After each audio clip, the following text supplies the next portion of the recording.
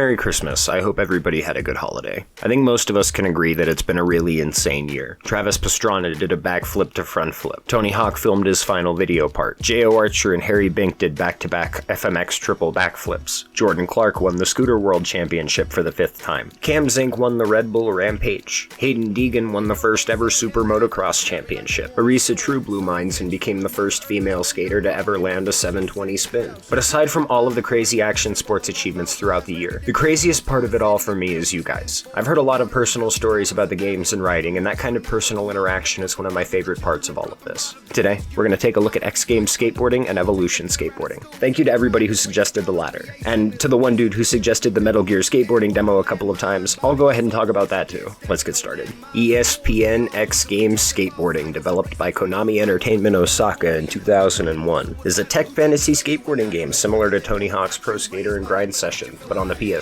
I can't find much information on this game, honestly. Some of the team members worked on international track and field on the Dreamcast, but everybody here has a mixed resume, so there's really no foundation in action sports as far as I can see. The system programmer, Yukio Hayata, has a very interesting resume, including games like Metal Gear Solid Peace Walker, Metal Gear Solid 5, Scarlet Nexus, and Dragon Ball Z Kakarot. Those games have absolutely nothing to do with skateboarding, but they're all pretty good. One very interesting fact about this game is that it's technically one of the many Disney skateboarding games. Disney had a pretty big fascination with skateboards. I can think of 3 dedicated Disney skateboarding games off the top of my head, plus the skateboarding mechanic in Kingdom Hearts 2, and there are probably a few more. I'm not the biggest fan of Disney, but I do like skateboarding, so this should be a pretty good time. The career here is exactly what you might expect. First, there's the X Games mode, where you compete in a standard vert and park contest to win a gold medal. There's no street contest though, and that's kinda sad. This is the first option on the main menu, and it's a really good way to start playing. You can use it to learn a lot about the game. The vert ramp does a good job of letting you experiment with the unique vert system, and the park is just a really good map to skate around in. Next is the arcade mode, which will have you going from map to map, completing goals to move on. It's everything we've seen before. There are 15 goals between 8 levels, and the goals are the same between each level, so the variety is sort of an illusion,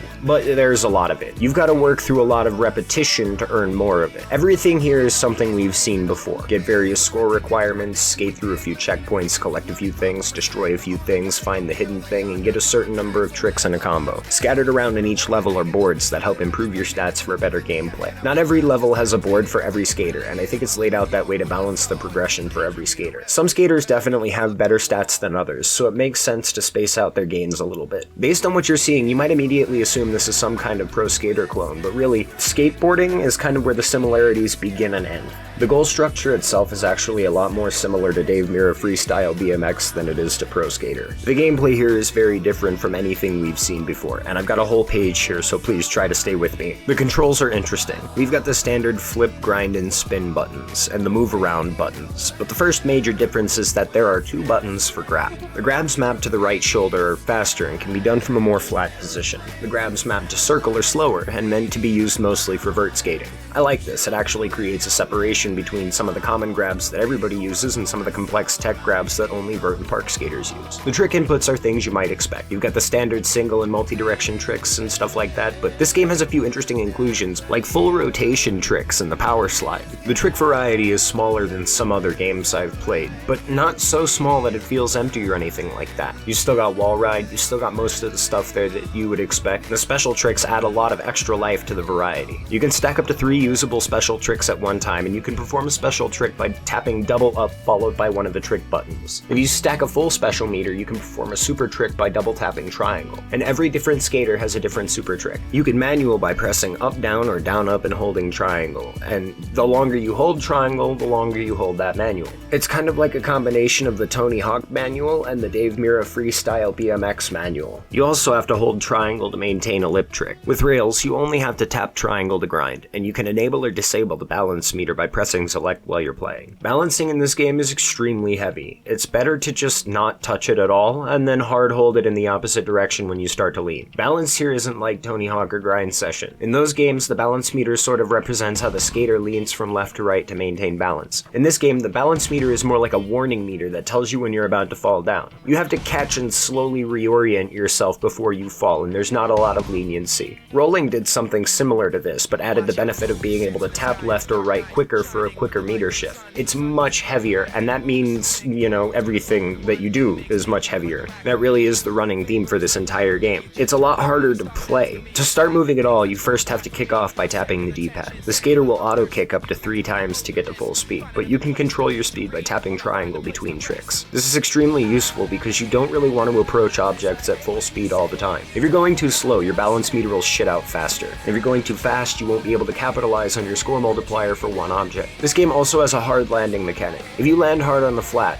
or from too high, or you do a hard trick, you won't be able to pull yourself into a manual. There are also some ground tricks that land hard if you do them too low, like the 360 flip or hard flip. So here's where the game really differentiates itself. In comparison with this, Pro Skater is a button masher. It's a lot more casual and lenient. This game is somewhere in the middle. It's not a simulation, but it feels like this game was meant for real skaters who wanted something closer to real skating. It's not realistic, but it's definitely not bad either. It's just different. It's still a tech fantasy game. It doesn't have that over-the-top insanity that Pro Skater goes for, and all of this makes me think that the criticism I read while I was researching this game was just really bad. Every outlet under the sun called this a Pro Skater clone, but it's so dramatically different that it makes those outlets look like a joke. The similarities begin and end with skateboarding, and even that takes more from Dave Mirra Freestyle BMX than it does from Pro Skater. Video game review outlets are morons, dude. They actually get paid to talk about games, and they usually put in the least amount of effort. This game really amplified my distrust for other critics. Above everything else, I trust my own opinion, and you should too. And games like this are why. I do this for free, and I still put effort into thinking about the games, even if I don't play through the entirety of something. I did play through all of this though, because this game was pretty good. Visually, Games Skateboarding is below average, even for a PS2 game, but I do know why it's like that. In 1998, Konami pretty much established the entire market for rhythm games. Between 1999 and 2001, Beat Mania, Keyboard Mania, Poppin' Music, Guitar Freaks, Drum Mania, Paradise, and Dance Dance Revolution all took up the majority of the video game budget. Many of those games were built for arcade cabinets that made use of the PS1 hardware, which meant the bulk of development budget went towards PS1 development tools. By the time the PS2 rolled around, Konami was very dug in.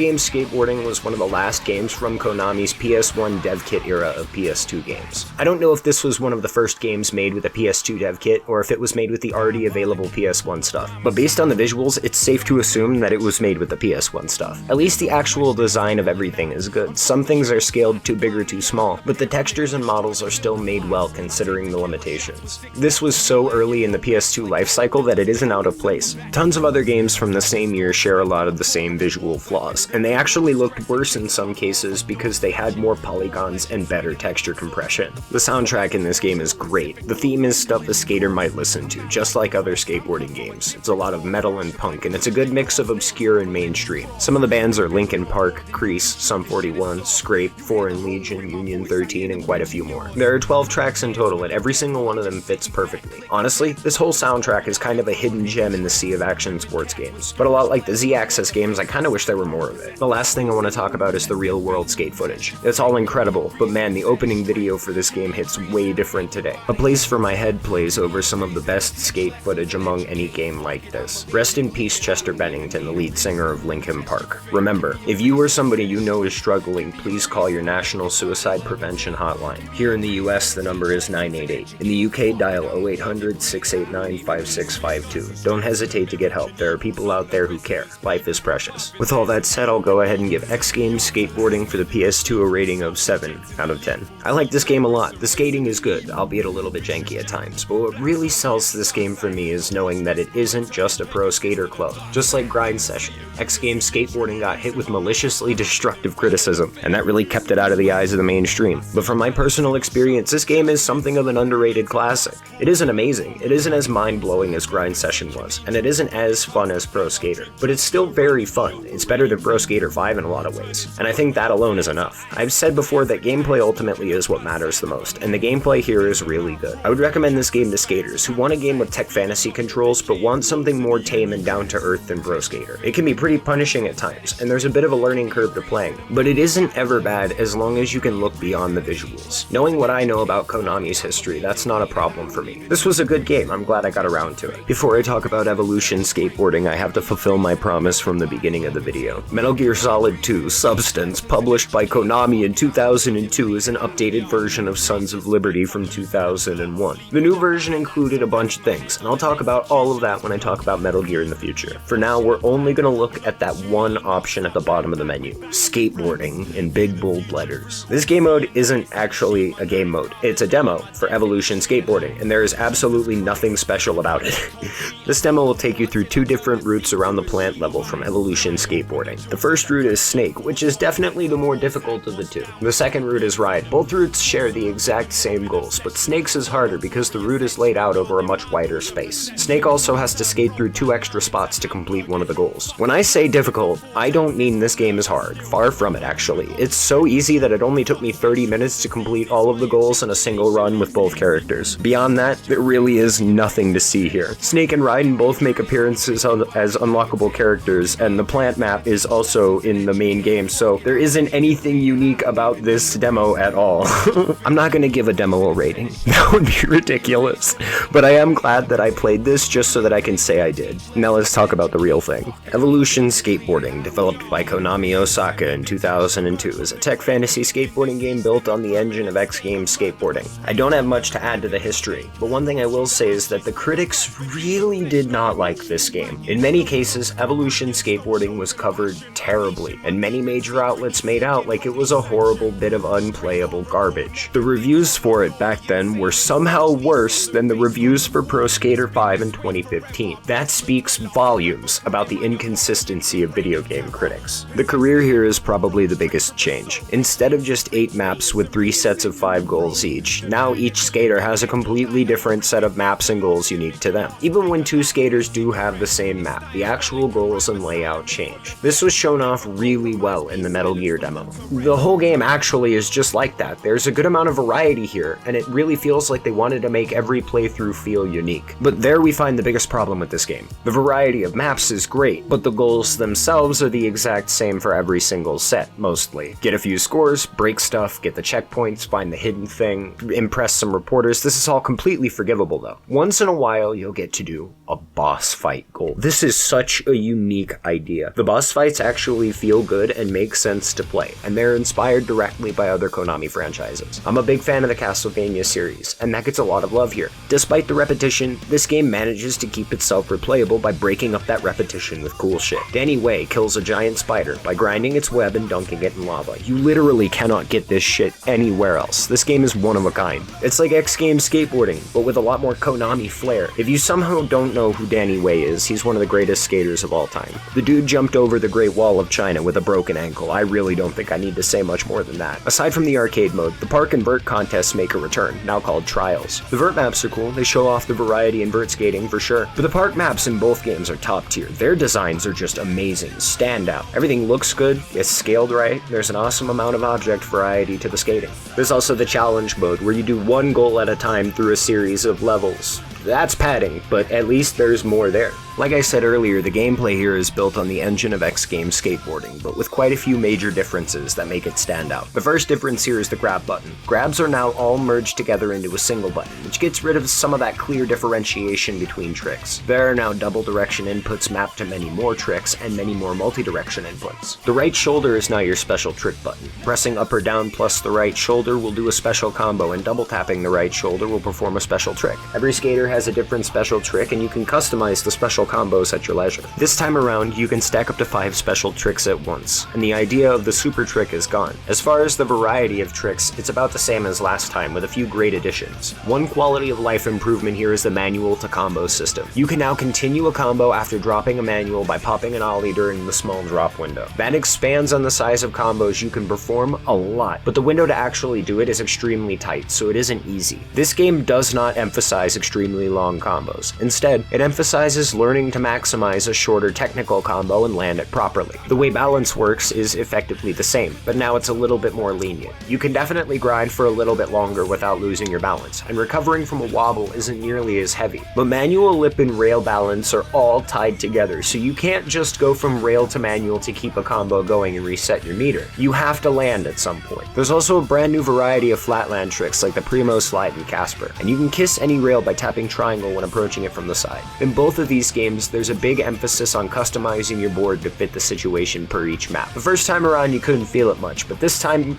you really take it a step forward. You can customize everything from the grip tape to the bearings, and you can cover your board in sponsorship stickers for some extra cosmetic flair. There's a real emphasis on using the customization to change the skating experience. You need a completely different truck and bearing setup for street, park, and vert in order to capitalize on what each kind of skating has to offer. You need different wheels to go along with that. The kickoff system, hard fall mechanics, and the real difference in vert skating are all perfectly intact from before, which is great, and it works well with all of that. Slopes and inclines affect your speed and gravity, and their weight is a lot more real and noticeable. I can see the small similarities to Pro Skater, really, there are some small similarities, but the actual gameplay, the mechanics, it's all so much different that calling it a clone is just wrong. It's so far from it. Neither this nor X Games Skateboarding are Pro Skater clones. They both stand strong as unique games by themselves, with their own ideas and clear inspiration from other games like Freestyle BMX and even Thrasher Skate and Destroy. On top of all of that, you can wall ride some of the craziest shit in this game, like a moving bus or the nose of a scrapped jet from the side. This game has so many amazing things going on. Visually, Evolution Skateboarding does look a lot better than X Games Skateboarding. Higher polygon models, better textures, more coherent object design, stuff like that. But I play these games in emulators, so sometimes I get to see something you will never see on real hardware. Every once in a while, the skater model would fail to load in the clothing or the board texture, and that often made my experience a lot more funny. But you likely won't ever see this on a real console. These games just aren't perfectly optimized in emulators because they aren't as well remembered as a lot of other games are. That said, there were absolutely no performance issues, which is really great. This game has medium-sized maps across the board, and the maximum draw distance lets you see pretty much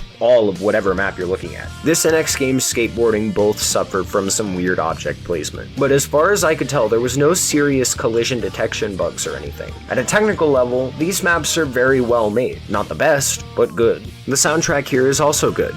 Not as good as the last game, but still really good. It's stuff a skater might listen to, a good mix of metal and punk, and now there are a few extra hip-hop tracks thrown in to spice up the variety. Pretty much every track is one song per band, but there are 3 Primus songs thrown in to keep some consistency in there. I prefer the soundtrack of the previous game, but this one is still really good, like I said. Action sports games almost always do a good job of getting the perfect music to fit the mood. The last thing I want to talk about is the real-world skateboarding footage. It's as good as it always is, and it reiterates the same message as every other game like it. There's more to life. Life is short and precious, but it's long enough for you to get off your ass and go skate. Video games are a great way to live out a fantasy once in a while. They're a good outlet for channeling emotions into productivity, but it's a much better option to just go out, get some real fresh air, and do some real skating. It's better for the mind and the body to connect with reality and to push your limits a little bit. These games always try to inspire the player to just go outside and go skate, and I appreciate that. At the end of everything, I'll go ahead and give Evolution Skateboarding an 8 out of 10. This game is much better than its predecessor, and the reason it gets such a high rating is because I am honestly stunned in disbelief at the litany of stupid-ass critic reviews that I read before I went into this. I had no expectations. It feels like absolutely none of them paid even a smidge of attention to this game. That or they were paid to talk trash about it. The more I played it, the more I dug in, the more I started to appreciate all of the things that it does different than the last one, and still different from Pro Skater. Many of the critics who reviewed this game when it came out made out like it was unplayable and the technology was far behind everybody else and it was just Pro Skater 1. I would argue that this game actually has better technology than some of the later series Tony Hawk games in some places. There's more attention to detail, and more of a focus on real skateboarding. There's a greater emphasis on fantasy without insanity. It's the kind of game a skater might actually enjoy, because it actually takes a lot of thought to play correctly. If you walk into it expecting to get a Pro Skater clone, and you mash buttons like you would in a Pro Skater game, you can expect to be fully disappointed. This game has to be looked at as its own game in order for the great things to shine through. It needs to be approached completely different because it is completely different. I definitely recommend playing it. It's such an underrated gem that really took a lot of unwarranted heat. I recommend it even more if you're already a fan of Konami. Now that I'm done with all of that, you already know what the next video is. Yeah, it's finally time for American Wasteland. I know, I put that off for a while, but it's coming, so I can start closing off the mainline Tony Hawk series. It's nice to know how close I am to the end, but it's been wild going through all of them again. So until next time, thank you, and have a nice day.